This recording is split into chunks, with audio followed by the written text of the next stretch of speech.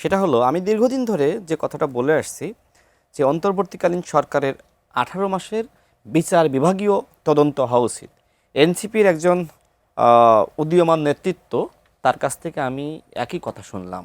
আমিও মনে করি যে আওয়ামী লীগের সময়ে যে 16 বছরে দুর্নীতি, অর্থ পাচার, লুটপাট, গুম খুন, ক্রসফায়ার, এই 16 বছরের তদন্ত সামান্য করেছে অন্তর্বর্তীকালীন সরকার।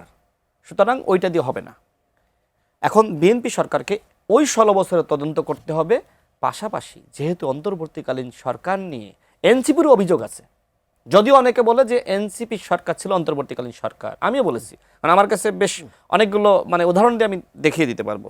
সেই জায়গায় ওই 18 মাসের তদন্ত হওয়া উচিত যে এক্ষেত্রে আসলে কার কি অপরাধ, যেহেতু অভিযোগ অনুযোগগুলো সামনে আসছে।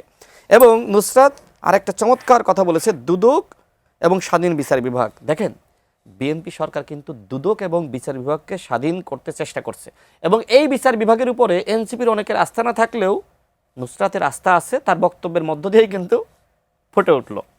সুতরাং আমি মনে করি যে 18 মাসের অবশ্যই তদন্ত হতে হবে। কারণ আমার কাছে খুব অবাক লেগেছে হান্নান মাসুদের একটা বক্তব্য শুনে আমার নিজেরই এক ধরনের কান্না পেয়েছিল। ওই গণস্বাস্থ্য হাসপাতালের সামনে সে কিন্তু কেঁদে ফেলিয়েছিল। এরপরে সেই হান্নান মাসুদ কিভাবে আসলে ওই মোহাম্মদপুর থানা থেকে চাঁদাবাজদেরকে ছাড়াইতে গেল, আমার খুব কষ্ট লাগে। এবং কি এমন প্রয়োজন পড়লো যে যেখানে বন্দরে নানান ধরনের কেলেঙ্কারি হয়ে থাকে, তার মতন উদীয়মান নেতৃত্ব, গণ অভ্যুত্থানের নায়ক, তাকে কেন বন্দরের উপদেষ্টা হইতে হবে? এবং ডিসি নিয়োগের সাথে হাসনাত এবং সার্জিসের কতটুকু সম্পর্ক ছিল সেটা নিয়ে কিন্তু যুগান্তরে বিস্তারিত নিউজ প্রকাশিত হয়েছিল। আচ্ছা, আরেকটা জিনিস বলি, যে সময় আমাদের বোন নুসরাত, নাহিদ ইসলাম, আসিফ মাহমুদ, আবু বাকের মজুমদার, তারা যে সময় ডিবির অফিসে তারা নির্যাতন আক্রমণের শিকার হচ্ছিলেন, ঠিক একই সময়ে হাসনাত এবং সার্জিস তারা ওই পুকুর পাড়ে হাঁটছিলেন, ঘুরছিলেন, তারা পাখি দেখছিলেন, বাতাস খাচ্ছিলেন আর জুস খাচ্ছিলেন। এটা প্রমাণিত সত্য।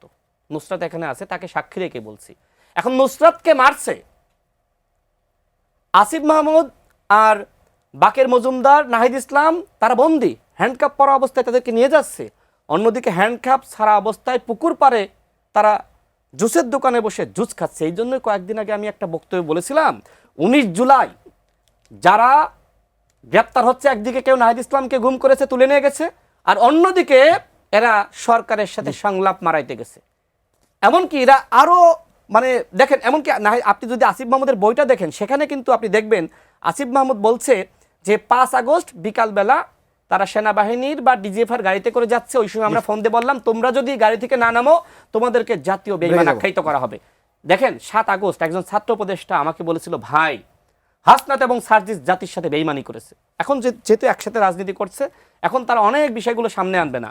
আমি এই জন্যই বারবার বলেছি, হাসনাত এবং সার্জিস আওয়ামী লীগকে, শেখ হাসিনাকে টিকিয়ে রাখার জন্য কাজ করছিল, আর আমার বোন নুসরাত তারা হাসিনাকে ফেলানোর জন্য কাজ করছিল। গণ অভ্যুত্থানের এরকম ইতিহাস আছে।